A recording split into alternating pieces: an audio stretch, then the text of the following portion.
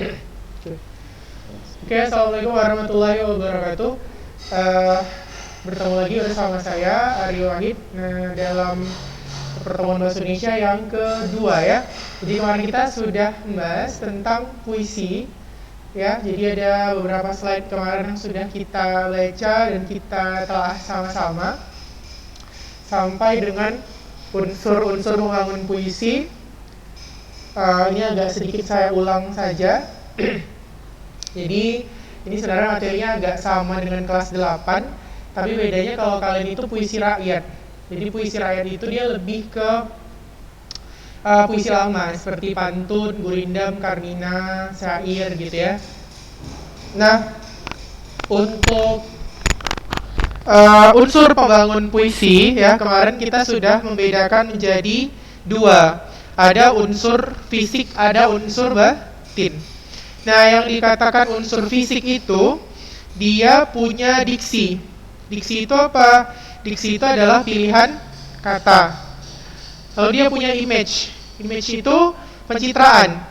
Pencitraan itu atau pengimajian, gambar ya. Itu didasarkan pada alat indera. Jadi kalau misalnya kicauan burung itu terdengar merdu, berarti itu adalah pengimajian pendengaran. Kalau misalnya nanti dia tipografi, berarti dia susunan puisinya. Kalau kata konkret, berarti kata yang punya gambaran bentuk fisik, ya. Misalnya meja, terus kursi, lemari.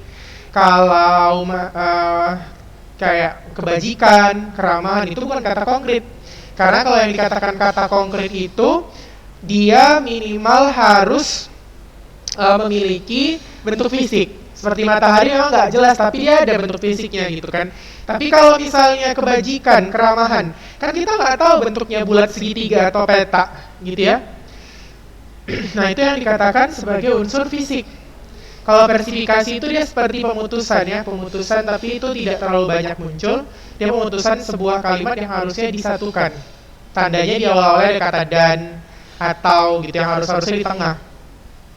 Nah, kalau unsur batin itu unsurnya dia yang ada tema, perasaan, nada, amanat gitu ya. Jadi struktur batin itu dimulai dari adanya pembacaan. Kenapa dikatakan batin? Karena memang dia harus dibaca. Misalnya amanatnya apa gitu kan. Terus nadanya bagaimana, perasaannya. Kalau puisinya nanti puisi sedih, ya nggak boleh amanatnya itu kita jadikan senang, atau nadanya kita jadikan senang. Nanti kalau kita jadikan nadanya senang, perasaan yang ditangkap juga senang, padahal puisinya puisi sedih. Gitu juga kalau puisinya semangat, jangan kita bacanya loyo gitu ya kan. Jadi dia harus disesuaikan. Nah, terus untuk menyimpulkan unsur-unsur membangun makna puisi, pertama harus ada keterkaitan antara pemilihan diksi dengan makna puisi. Jadi namanya pilihan kata harus sesuai dengan maknanya. Jadi kalau misalnya kamu memilih kata meninggal atau mati untuk pahlawan, itu kan tidak sesuai. Ada puisi kamu buat pahlawan pun mati bertebaran. Jadi hilang unsur heroik dan unsur sarkas apanya ya kan? Sarkasmenya. Jadi dia lebih ke unsur yang sifatnya nggak sopan. Dia kan harusnya sifatnya sarkasme yang sarkastik. Memang boleh sindiran, tapi dia sarkastiknya harus dapat. Jadi kalau misalnya pahlawan itu cocoknya wafat, dan pahlawan pun bertebaran wafat di medan perang. Nah itu cocok. Tapi kalau kamu buatnya pahlawan mati di medan perang, nah itu kurang tepat. Lalu ada keterkaitan antara diksi dengan rima puisi. Diksi itu dia kan pilihan kata, rima juga sama, pengulangan bunyi kata. Kalau dia nanti bentuknya itu pantun, maka diksi yang kamu pilih memang harus ABAB, maksudnya berkelang-kelang, rima silang gitu ya. Nggak boleh tidak itu gitu kan. Kalau nanti jenisnya syair, ya kamu harus pilih diksi yang ujung-ujungnya memang sama gitu kan, senada. Karena rima syair itu AA. Terus penggunaan kata konkret itu harus sesuai dengan image dan penggambaran isi puisinya. Jadi kata konkretnya apa, image-nya apa. Mau kamu bangun misalnya image-nya wangi, penciuman, pengimajian penciuman. Kata konkretnya misalnya aroma bunga di tepi taman itu terasa menyapu jiwa, gitu kan? Nah itu boleh, karena image-nya penciuman. Warna langit seindah lukisan senja, nah itu berarti image-nya penglihatan. Lalu yang keempat, dia punya keterkaitan antara penggunaan majas dengan makna puisi. Karena beda majasnya, beda pula makna yang ditangkap. Contoh, kalau kita misalnya buat majas sindiran, maknanya kan jadi makna mengkritik ya. Kalau kita buat majas hiperbola, biasanya maknanya itu majas mengekspresi, metafora membandingkan. Jadi setiap majas itu punya path dan tempatnya masing-masing gitu kurang lebih. Jadi nggak boleh sembarangan kalau puisinya niatnya untuk puisi ode atau puisi yang sifatnya untuk mengenang jasa pahlawan, misalnya jasa guru, terus jasa pemimpin negara, maka kita dihindari ya kata-kata yang sifatnya sarkasme atau ironi atau innuendo yang merendahkan, nggak boleh. Tapi kalau memang kita tujuan puisinya untuk seperti menyampaikan aspirasi untuk satu fenomena-fenomena yang kita anggap tidak tepat, ya boleh kita pakai satire, mengkritik gitu ya. Makanya aliran puisi tahun 1960-an itu dia dikatakan sebagai aliran satire. Karena di tahun 60-an itu kan zamannya PKI ya, kalian kan belum lahir. Nah, zamannya 60-an itu dia rakyat merasa gini, ternyata kita udah merdeka, tetap juga nggak mengalami perbaikan ya, mungkin dari segi suasana gitu kan, terus dari segi pendidikan, budaya, dari segi finansial apalagi gitu kan, sering kita masih nggak bisa melihat perbaikan di tahun 1960-an. Makanya rakyat pada masa itu cenderung agak protes gitu, makanya banyak satirenya. Selanjutnya, ada keterkaitan antara majas dengan makna puisi. Itulah yang tadi. Terus kalau misalnya kita lihat, majas tadi itu akan membentuk tema dengan suasana puisi. Jadi tema itu kenapa dikatakan unsur batin? Karena kalau kita bacanya itu semangat, temanya kan pasti terasa heroik gitu kan. Maka berkaitanlah dia nanti dengan suasana puisi. Sama juga dengan keterkaitan amanat dan makna puisi. Kalau amanatnya memang untuk memberikan pesan, maka makna puisinya dia lebih halus. Kalau amanatnya mengindir, maka makna puisinya biasanya lebih keras, gitu ya. Nah, selanjutnya untuk penyajian gagasan, perasaan, pendapat dalam bentuk puisi. Ada langkah-langkah penulisan puisi, pembacaan puisi. Jadi beda nulis, beda baca. Makanya kita kalau misalnya lomba-lomba juga kan beda mana yang langkah-langkah menulis, mana yang membaca. Terus selanjutnya misalnya untuk menulis, yang pertama kita harus menentukan tema puisinya dulu. Terus tuliskan yang terlintas dalam pikiran kita sejelas mungkin sesuai dengan tema yang dipilih. Yang ketiga, mengembangkan pilihan kata yang sudah dipilih ke dalam larik-larik peraturan. Yang keempat, menyusun larik-larik puisi menjadi bait dengan memperhatikan rima atau persamaan bunyi. Yang kelima, memberi judul puisi. Oke? Nah, jadi kalau kita menentukan tema itu memang harus di awal-awal ya. Karena yang namanya tema ini kan adalah cakupan yang paling tinggi, paling luas. Kalau misalnya di awal yang ditentukan temanya agak sulit juga, kita mau menggarap tulisan seperti apa gitu kan. Terus menuliskan yang terlintas dalam pikiran sejelas mungkin sesuai dengan tema yang dipilih. Jadi apa sih kalimat-kalimat yang mungkin terpikir sama kamu, misalnya senyum putih beruang itu begitu indah, menepis duka, menghentikan tangis. Oh, ini memang puisinya tentang humanisme misalnya gitu kan. Terus mengembangkan pilihan kata yang sudah dipilih ke dalam larik-larik yang beraturan. Jadi larik-lariknya itu harus saling menopang gitu. Jangan walaupun puisi itu kan maknanya tersembunyi, jangan sampai nggak nyambung gitu. Jadi tetap harus ada koherensi antara satu larik dengan larik yang lain.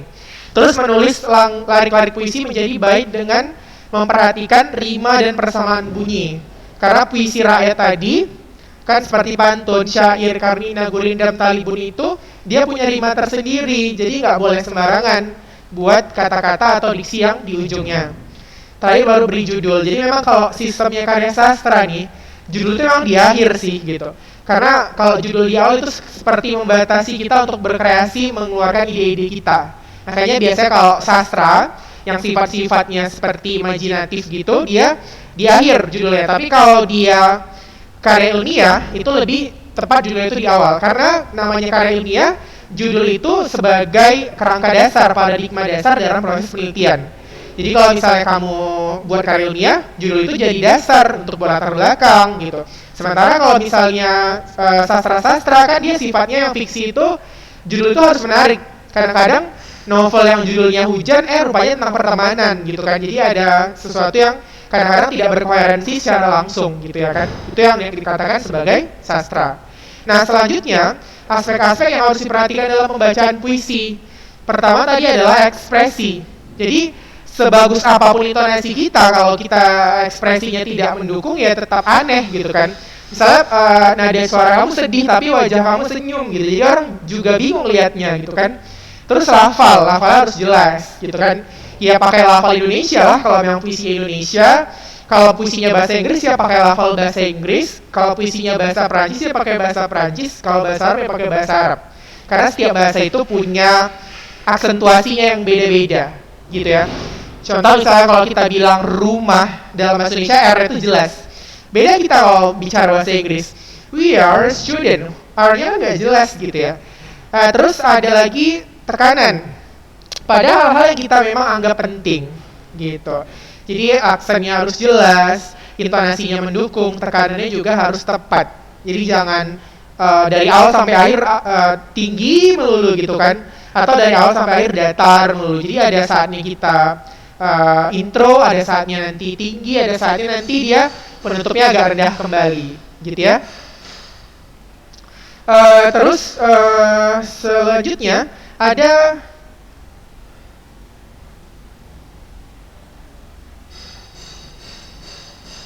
udah habis ya? Oke. Nah ini dia untuk yang puisi kemarin. Jadi memang kita puisi ini dipakai untuk 2 pertemuan, 1 teks. Oke? Jadi bolehlah sedikit-sedikit agak di awal kita ulang ya. Kemarin tuh puisi itu adalah karya sastra yang dipadatkan atau dipersingkat dengan irama atau bunyi yang padu.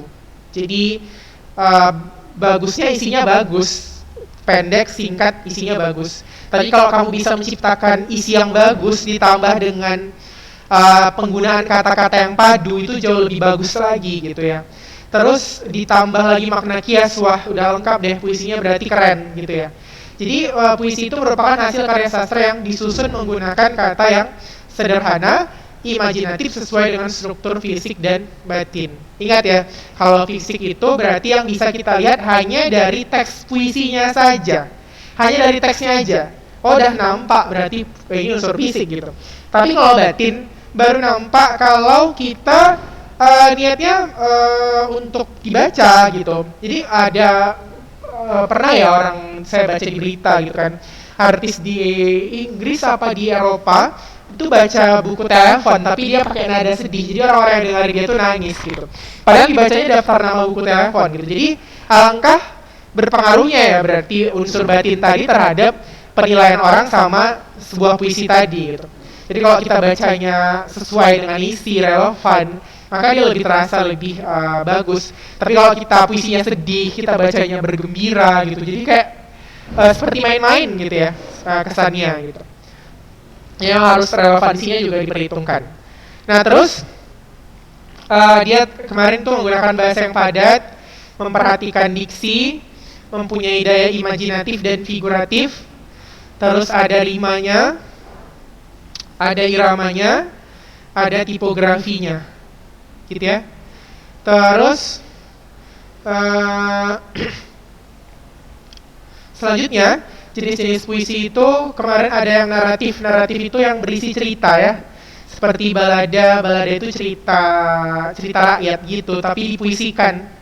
Kayak ada puisi kancil dan buaya. Itu kan sebenarnya asalnya cerita rakyat. Nanti kita belajar fabel setelah ini. Itu dipuisikan. Nanti nama puisinya jadi puisi balada. Kalau romansa ya memang dia tentang romantisme. Kalau liris, dia tentang elegi. Liris itu puisinya seperti one by one gitu. Maksudnya satu persatu, paragrafnya itu kecil-kecil, barisnya, liriknya gitu. Dia namanya puisi liris. Dia lebih kayak elegi, puisi yang sedih. Kalau di Sumatera Utara nih, elegi yang paling terkenal itu namanya elegi Titi Gantung, karya Sartika Sari. Itu eleginya sedih sekali puisinya. Ada lagi serenada. Serenada ini seperti kayak upacara gitu, persembahan. Kalau ode itu dia untuk orang-orang yang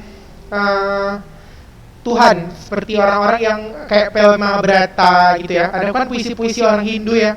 Mereka kan agamanya itu ada puisi-puisinya gitu. Itu ode namanya. Terus kalau deskriptif dia satire. Deskriptif itu menggambarkan keadaan. Jadi bentuknya bisa menyindir, kritik sosial, dan impresionistik. Impresionistik tuh dia kayak mengekspresikan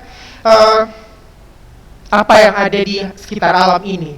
Misalnya kayak lagu Ebit G. Ade kan pernah dengar ya,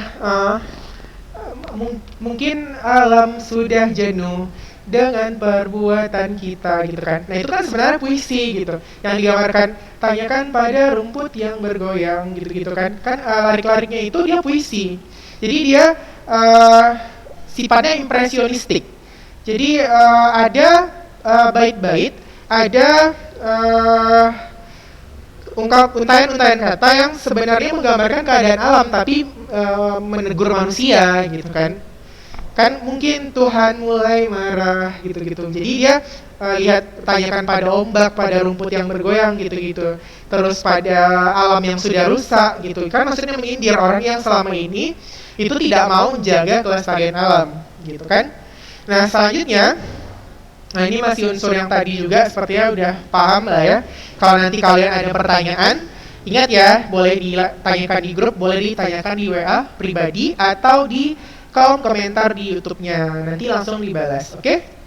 Nah selanjutnya, untuk keterkaitan pemilihan diksi dengan makna puisi, tadi udah saya jelaskan juga ya.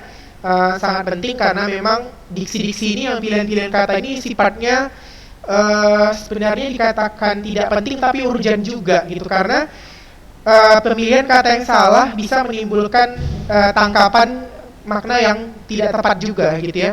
Misalnya kita bilang para tikus-tikus berdasi yang enggan mematri harapan rakyat, datang kelam menuju malam yang cadas tanpa cahaya gitu kan. Nah kalau seperti itu maka kita bisa menangkap ya makna puisinya itu menyindir koruptor. Tapi kalau misalnya diksinya kita pakai marmut-marmut berdasi atau kucing-kucing berdasi, orang maka akan nggak cocok idiomnya gitu. Orang pun bingung maksudnya kucing berdasi itu apa gitu kan. Jadi dia harus sesuai pemilihan kata yang kita buat, ungkapan yang kita tulis dengan makna yang mau kita sampaikan. Jangan karena rasanya mau kreatif, kita ganti dengan sesuatu yang belum pernah orang buat. Ya boleh, kreatif boleh, asal jangan sesat gitu ya.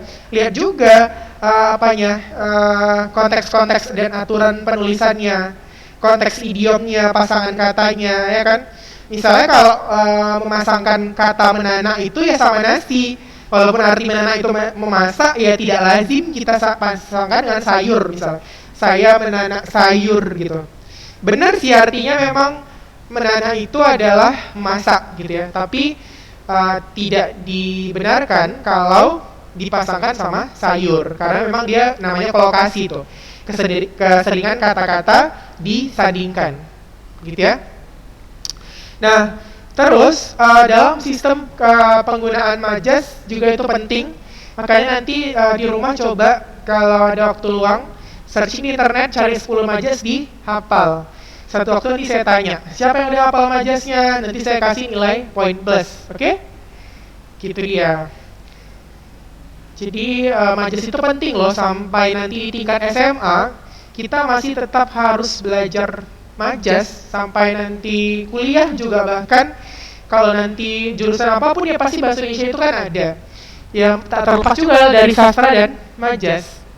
Ya minimal majas-majas yang sering-sering muncul lah, seperti metafora, hiperbola, terus simile, antitesis, ironi, sarkasme, oksimoron, paradoks gitu kan. Ya minimal yang kayak gitu, seperti itu ya bisa gitu dilakukan, diingat gitu ya kan. Nah seperti itu kira-kira. Terus untuk proses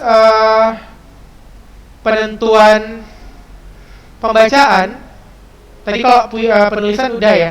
Kalau proses pembacaan, ingat ya, intonasi itu harus sangat dilatih. Tatapan mata, aksentuasi, tidak dibenarkan menggunakan aksen Inggris dalam bahasa Indonesia. Misalnya becek, kayak Cinta Laura itu kan campur-campur ya, ojek gitu kan, di Inggris-Inggriskan ngomongnya. Nah itu nggak boleh dalam proses pembacaan. Sama juga kalau dalam bahasa Inggris nggak boleh kita bilangnya we are. R itu kan R bulat di tenggorokan, bukan R keras yang di ujung lidah. Gitu. Jadi memang setiap bahasa, jangankan intonasi atau pengucapan, masalah kayak dipanjangkan aja tekanannya, misalnya ma dengan ma gitu kan, kalau bahasa Cina tuh beda maknanya. Jadi harus mau nggak mau ya harus diperhatikan benar-benar, walaupun itu bahasa Indonesia. Jadi itulah yang menjadi penilaian ketika kita membaca sebuah puisi. Nah, ini saya mau, kebetulan mungkin ada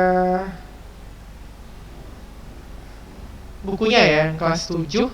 Coba sambil kita buka ya. Jadi kalian sama-sama coba yang di nanti sambil kalian dengarkan ini, buka bukunya yang paket.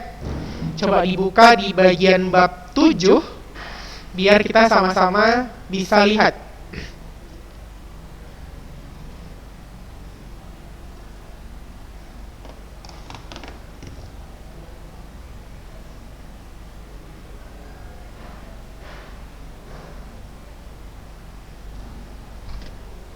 Sebentar ya, kita sambil membuka. Supaya gini, saya mau bacakan beberapa contoh puisi gitu kan, terus syair, supaya sambil menganalisis. Ada sih sebenarnya di sini di internet, tapi kurang nampak kalau di layar.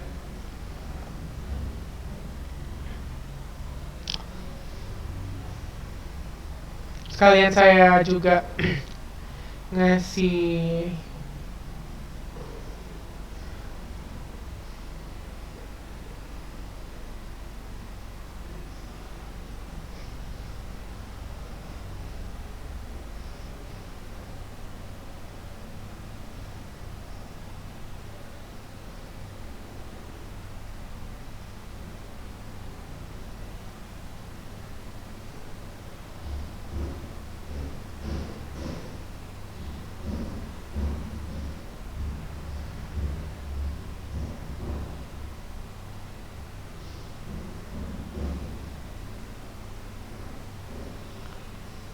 Nah kalau di bukunya itu di halaman pertama kan udah ada tuh puisi rayuan Pulau Kelapa. Kalau di daftar isi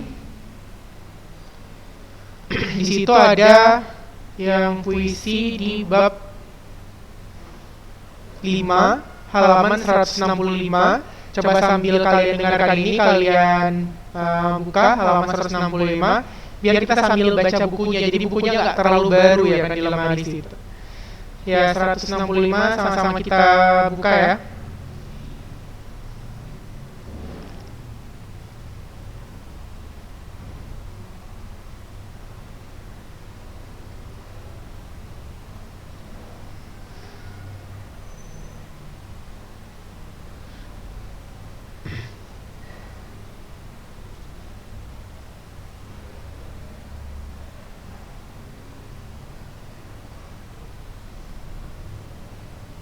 Nah ini judul babnya itu adalah mewarisi nilai luhur puisi rakyat. Jadi kalian sebenarnya diminta mengidentifikasi puisi-puisi rakyat seperti Gurindam. Jadi Gurindam itu sebenarnya adalah jenis puisi lama di masa pemerintahan Islam. Jadi pemerintahan Islam itu kan terakhir kali kerajaan yang runtuh itu kerajaan Islam. Terus adalah undang-undangnya. Undang-undangnya itu namanya Gurindam. Gurindam itu sebenarnya undang-undang. Makanya Gurindam itu dia isinya seperti nasihat agama, terus kayak hukum gitu sifatnya. Cuma karena dulu masyarakat kita majemuk, akhirnya undang-undang itu supaya sifatnya jangan memaksa, dia dijadikan karya sastra. Tapi tetap aja masih ada unsur-unsur seperti keagamaan dalam puisinya tersebut. Misalnya gini, barang siapa tiada beragama tidak boleh dibilang nama. Barang siapa tiada sholat niscaya hidup akan sekarat. Gitu kan? Terus sini ada juga beberapa contoh pantun. Misalnya air surut memungut bayam, sayur diisi ke dalam kantung. Jangan diikuti tabiat ayam, bertelur sebiji riuh sekampung. Gitu ya. Jadi dia ada rima, ada gurindam, ada syair. Kalau gurindam dia satu baris tuh 2 bersaja A B A A, terus semua isi. Gitu ya. Kalau pantun kan satu baris 1 bait 4 baris. ABAB ya, terus 1-2 sampiran, 3-4 isi. Tapi kalau gurindam dia cuma 2, dua-duanya bersaja AA, dua-duanya merupakan isi, tapi dia isinya seperti petuah-petuah gitu. Misalnya, silang selisih jangan dicari, jika bersua janganlah lari. Jadi kalau kita hidup bersosial itu jangan suka cari permasalahan, kalau sudah berkata harap bertanggung jawab, gitu kurang lebih. Oke?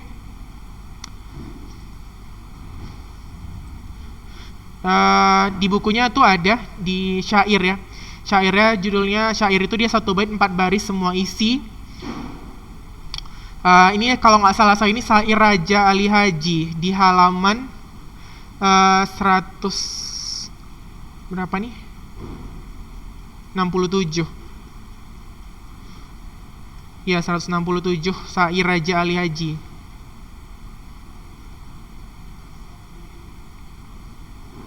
Namanya syair perahu. Nah ini syair yang paling terkenal karena bagus tuh artinya. Inilah gerangan suatu madah mengarahkan syair terlalu indah, membetuli jalan tempat berpindah, di sanalah iktilat dibetuli sudah.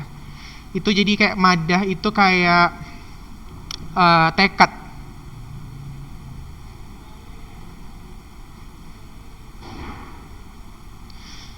Madah itu seperti pujian.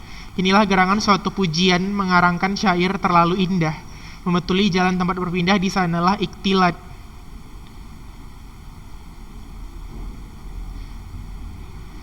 Iktilat itu seperti apa ya? Petuah. Wahai muda, kenali dirimu, ialah perahu tamsil hidupmu. Jadi orang-orang muda itu harap mengenali dirinya supaya dia memahami bagaimana jalan hidupnya.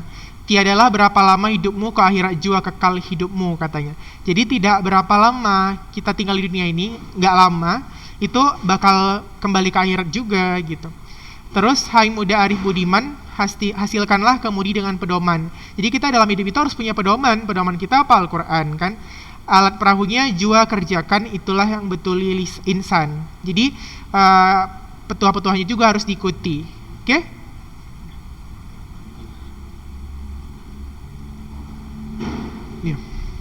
Nah terus sudahlah hasil kayu dan ayar, angkatlah pula sauh dan layar. Pada beras bekal jantanlah taksir, niscaya sempurna jalannya kabir. Katanya jika kamu berlayar atau kita menjalani kehidupan ini, kita harus rajin gitu angkat sauh dan layar supaya kita punya bekal. Maksudnya rajin di sini bukan hanya soal mencari uang atau sifatnya materi, tapi juga mencari ilmu, sholat gitu kan. Niscaya sempurna jalannya kabir. Jadi akan sempurnalah jalan hidup kita gitu. Makanya dia dikenal sebagai syair Raja Ali Haji 12. Dia panjang nih sebenarnya, ada 12 bait. Tapi biasanya kalau yang di tingkat-tingkat SMP hanya 6 karena dia makin ke bawah baitnya itu bahasanya semakin arkais. Dia ada campuran bahasa Arab dan Melayunya. Jadi kalau tingkat-tingkat SMP mungkin seperti kalian nanti agak sulit memahaminya, tapi bolehlah tetap dibaca. Kalau ada kata-kata yang kurang paham, dibuka KBBI-nya. Jadi KBBI itu boleh di-download di Play Store, nggak perlu beli. Di Play Store kan ada tuh KBBI ya. Coba dibuka. Jadi sambil belajar sambil sering dilihat supaya ingat. Oke, itu saja untuk materi hari ini. Nanti pertanyaan boleh ditanyakan di WA. Assalamualaikum warahmatullahi wabarakatuh.